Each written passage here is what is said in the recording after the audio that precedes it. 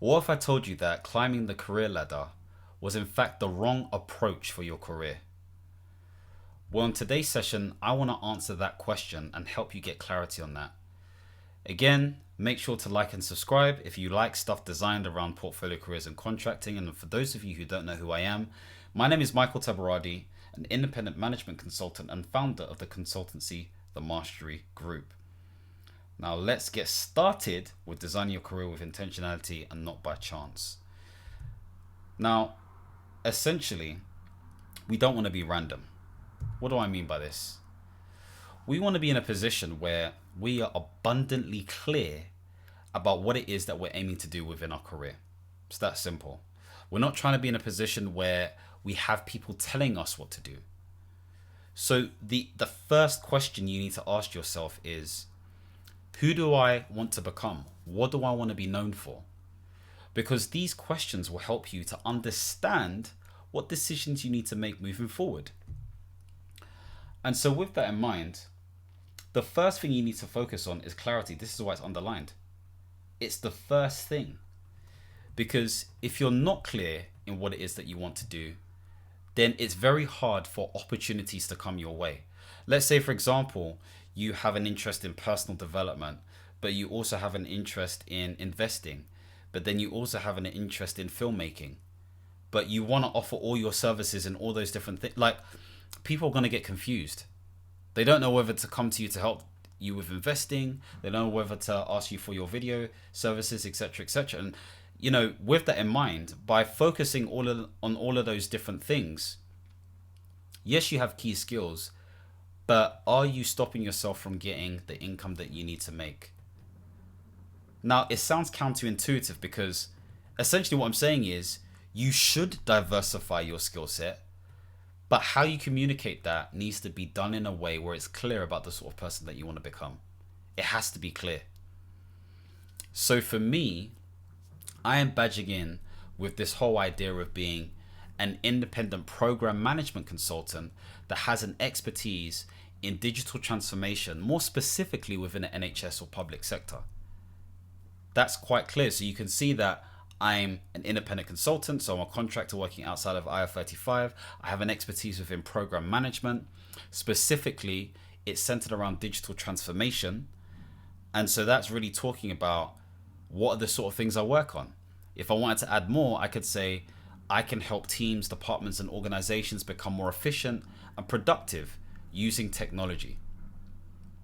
So these are some things to think about. But if they dive deeper into my world, they'll understand that I do coaching, that I talk about leadership, that I offer products and services centered around individuals who want to get into the program management or project management space, that help people transition into contracting or get the promotion or whatever it may be. Why? Because it's all conducive to the sort of person that I am. I am ultimately a professional that leans on this whole idea of portfolio careers, but also the consultant mindset. And so I draw in people who are like that too. So yes, diversify, but how you communicate what you do, quote unquote, needs to be singular to a point. And then once they're in your world, then you can talk about other stuff. It makes sense for me to sort of like lean into leadership stuff because I'm talking to leaders all the time. I'm talking to directors all the time within my contracts. It makes sense for me to help individuals move into the whole sort of, again, career space or contracting space because I've been doing that for the last 4.5 years. And of course, I have a much bigger career anyway. I can talk to the NHS. A lot of the projects I've done have been within digital transformation, at least since I would say 2015, should I say. And so with that in mind, I've got all of this coming this way, but hindsight is a beautiful thing. Hindsight has enabled me to understand this stuff. So the next thing I really want to talk about is diversification and stability and growth. And what do I mean by this? So the key thing to understand here is that when you are bringing in all these different income streams, you have to have a primary stream initially. Makes sense too. Because the primary is the whales, the big fish, that allows other fish to come along on a journey and turn them into big whales, big fish. So for me, my big fish, my primary focus is the consulting and the contracting. That's what brings in the income. And so I can use that to start building my expertise, my skills, my leverage, my systems in order for me to be effective in the other stuff that I want to be effective in. So that's what comes into mind. So don't quit your 9 to 5, don't quit your job. Focus on being really good at that thing so that you can be in a position where you can make even more wealth. It's getting good at one thing and then learning how to get good at another thing on the side, because maybe there are transferable skills or you have a deep insatiable desire or interest to get better. So those are things to bear in mind. The other thing is to make sure that you mitigate against risk. What do I mean by this? Well, this is making sure that you're in a position where you understand what the market is saying. Do you understand the 4 different seasons of the market, where things are a bit slow at the beginning, they start to build up between January, March, April to like June. It goes up and then it goes down again. Obviously, people are on summer holidays, so between June to September, then it's kind of like rubbish if I'm honest with you. Then from September to like December, it's kind of up and down. There are some opportunities, there may not be X, Y, and Z. Do you understand those different things? Do you understand that everything that's happening within the economy at large, whether that's a presidential election, things with interest rates, things with inflation, things with the labor markets, things with, the bond markets, whatever it may be, the different fiscal policies that are announced, the spring and autumn budgets? Do you understand that in context for what you're trying to do? And I guess the final thing to recognize is that you have to learn how to adapt and change. You're not a tree. Don't just stick to one thing. You have to be in a position where you're able to understand how to navigate. AI is coming for you, whether you like it or not. Robotics is coming for you, whether you like it or not. These are things that are going to be part of our future. They're already here. So what are you doing to upskill or position yourself or use those things in order for you to be more effective? This is where adaptation and change is fundamental. And so before we move on, the question I want to ask you is, what does success look like for you? And are you creating it or chasing it? It's a fundamental question to ask, because in the current careers that we're in right now, we are chasing success. We're pursuing a certain ideal. Whereas if we're creating it, then we're in a position of power, because we get to see what our day-to-day is like. Also, for those of you who are project professionals, program professionals, or business leaders and looking for support in either articulating your value to get the next job opportunity, promotion, contract, whatever it may be, then feel free to complete the form below and we can have a conversation to understand how I can support you on your journey. Of course, I think it's remiss for me to say that it's important to have some sort of personal brand. And so what I mean by this is that you have to have some level of consistency in order for people to trust you. And that consistency comes down to, maybe there are testimonials that people have that express how you've provided support for them. Maybe there are things on your LinkedIn that highlight that you know what you're talking about. You talk about your expertise, whether this is through the written word, video, pictures. It's consistent. People see it day in, day out, or every week, or whatever it may be. Maybe there is a certain presence that you have. Maybe it's the way you dress, the way you speak, the way you wear your clothes, the way you even stand, like your lifestyle. All of this stuff caters towards your personal brand. And for me, your personal brand is the unique perspective that you have that is portrayed to individuals. I need to say this a bit better. I say it's unique because it's personal to you, but also you're giving people a perception. Whether that perception is true or not, that's the perception that they grab. And so the perception they have and the perception you have needs to be aligned. So the associations that you have, whether it is people or items or places, need to be aligned to what people have in their mind's eye. So that's your personal brand. You need to push that message consistently and persistently. This is what needs to be done. Now, of course, when it comes to your personal brand, you have to be able to maximize your touch points. And all this really means is you have to consistently be in opportunities and places where people can see you, can understand you, can feel you. There's this thing known as an empathy map. And it talks about, what does your ideal customer think, see, say, hear, smell, all of these different things, feel. All of this stuff needs to be conducive to the personal brand that you exude. People need to be able to experience you as a person. And finally, there has to be a level of authenticity attached to your personal brand, because that's how people really resonate and connect with you. I know people talk about authenticity all the time, but really they need to see a level of sincerity. So for example, really authenticity is broken down into 3 different things. If I can remember them, that would be great. So the first thing is making sure that you don't do things based on like external influences, but you do things because you want to do things. The second thing is you don't self-alienate yourself. Okay, you don't do that stuff. And third thing is you align yourself to authentic living. You truly do what you want to do.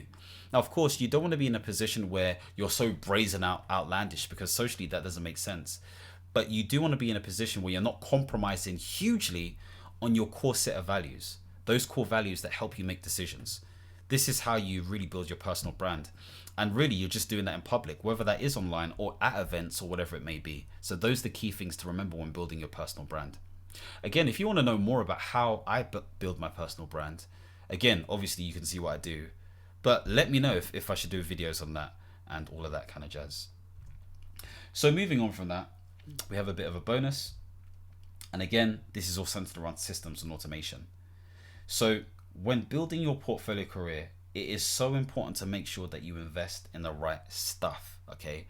Of course, I've jumped the gun a little bit because I'm talking about all this kind of stuff where you should get the right apps and systems and calendars and all that kind of stuff there. But that's only part of the sort of like bigger picture. You would have seen my previous videos where I've spoken about how to set up your portfolio career, what you need to start thinking about. But the reality is, once you start delving into different stuff, you need things and people and environments to support you. Maybe this is having people who are able to do some of the menial tasks for you. Okay, maybe this is a virtual assistant, or maybe this is some general VA or whatever it may be.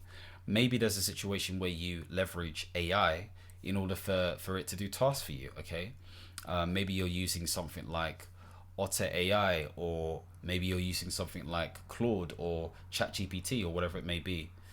Maybe it's a situation where you're using your calendar to remind you to do certain things.